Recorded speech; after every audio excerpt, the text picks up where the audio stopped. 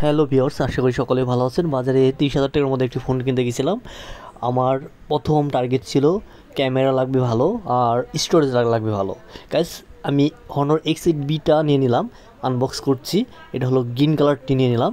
এটা এখনকার সময়ে সবচেয়ে স্লিম ফোন এবং ক্যামেরা দুর্দান্ত ক্যামেরা। ফ্রন্ট ক্যামেরা পাচ্ছেন 50 মেগাপিক্সেল এবং ব্যাক ক্যামেরা পাচ্ছেন 108 মেগাপিক্সেল ট্রিপল ক্যামেরা। গাইস, এটা স্টোরেজ পাচ্ছেন 512 জিবি, র্যাম পাচ্ছেন 8 জিবি প্লাস 8 জিবি।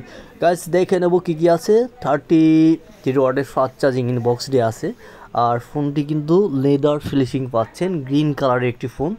ভিউয়ার্স, এই ফোনটি মার্কেটে আমি আশা করি যারা 30,000 টাকার মধ্যে ফোন কিনতে যাচ্ছেন তাদের জন্য বেস্ট এবং বেস্ট, কারণ এই ফোন সুপার অ্যামোলেড ডিসপ্লে দিয়ে আছে এবং মাত্র পাচ্ছেন 30,999 থেকে 1,000 টাকা discount. Guys, this one for this month.